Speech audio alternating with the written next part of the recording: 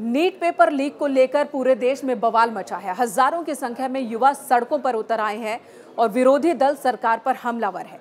इसी बीच उत्तर प्रदेश सरकार एक मजबूत अध्यादेश लेकर आई है, जिसके जरिए यूपी में परीक्षा लीक करना, नकल करना कराना या किसी भी तरह से परीक्षाओं को प्रभावित करने पर आजीवन कारावास और 1 करोड़ रुपए जुर्माने तक की सजा मिल सकती है। जी हाँ, यूपी सरकार इसके लिए बहुत दिनों से बात कह रही थी कि एक कड़ा कानून लेकर आएंगे और अब अध्यादेश लेकर आ गई है सरकार।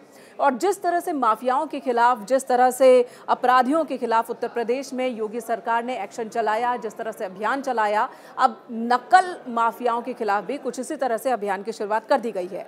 यूपी सरकार यूपी सार्वजनिक परीक्षा अध्यादेश 2024 लेकर आई है और इसके तहत पेपर लीक के मामले में किसी भी तरह से दोषी पाए जाने पर 1 करोड़ रुपए तक की सजा है और आजीवन कारावास, जी हाँ, 2 साल से लेकर आजीवन कारावास तक की सजा है। इसके अलावा पेपर लीक या अन्य कारणों से परीक्षा पर कोई प्रभाव पड़ता है, विपरीत प्रभाव, तो ऐसे मामले में जो खर्च आएगा परीक्षा को लेकर, उस खर्च की वसूली भी सॉल्वर गैंग से ही की जाएगी। कुछ इसी तरह का प्रावधान माफियाओं के खिलाफ भी, अपराधियों के खिलाफ भी सीएम योगी आदित्यनाथ की सरकार ने किया था। परीक्षा में गड़बड़ी करने वाले जो कंपनियां हैं या सेवा देने वाली जितनी भी एजेंसियां, उन सभी को ब्लैकलिस्ट कर दिया जाएगा। पहली बार ही अगर किसी के खिलाफ शिकायत आती है और वो दोषी पाया जाता है तो फर्जी प्रश्न पत्र बांटना, फर्जी सेवा योजन वेबसाइट बनाना, वो भी दंडनीय अपराध की श्रेणी में रखा गया है। दरअसल फरवरी में यूपी में पुलिस भर्ती परीक्षा और साथ ही आरओ एआरओ परीक्षा पेपर लीक भी हो गया था और उसको लेकर भी बवाल मचा। उस वक्त ही योगी आदित्यनाथ ने ये संकेत दे दिए थे कि बहुत जल्द एक बहुत कड़ा कानून लेकर आएंगे। लोकसभा चुनाव के दौरान भी सीएम योगी आदित्यनाथ ने इसे लेकर अपनी बात रखी थी और अब जैसे ही चुनाव संपन्न हुआ वैसे ही सरकार अध्यादेश लेकर आई।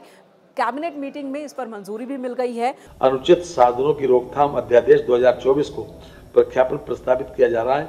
उक्त परीक्षा प्राधिकारियों द्वारा लोक सेवा आयोग, उत्तर प्रदेश सेवा चयन बोर्ड, उत्तर प्रदेश बोर्ड, विश्वविद्यालय प्राधिकरण या निकाय या उनके द्वारा नामित संस्था भी इसमें सम्मिलित है।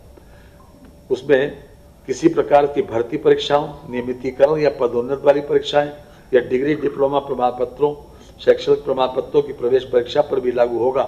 फर्जी प्रश्न पत्र बांटना, फर्जी सेवा योजन वेबसाइट बनाना इत्यादि दंडनीय अपराध बनाए गए हैं।